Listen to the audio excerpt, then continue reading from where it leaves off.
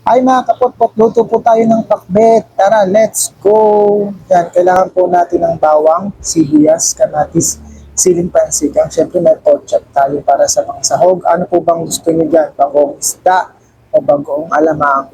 Yan, meron po tayong kamote na lalagay po natin. At yung ating pong sari-saring gulay, 30 pesos lang po yan.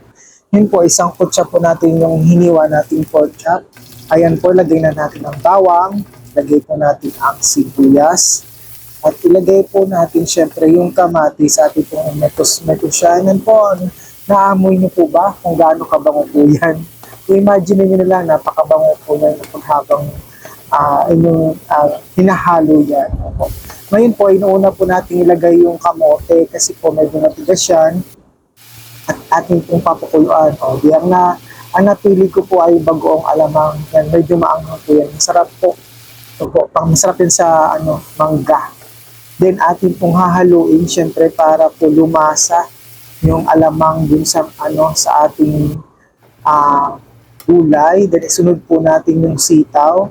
Then lagyan po natin yan ng konting tubig tapos atin pong papakuluan ng ilang minuto lang po. Yan. Tapos nilagay po natin yung mga gulay na sari-sari kung tawagin. Then simmer lang po ng ilang minuto. Then kainan na po. Hindi ko po nabigyan ng kainan. Thank you po. Please don't forget to like, comment, and share. Thank you.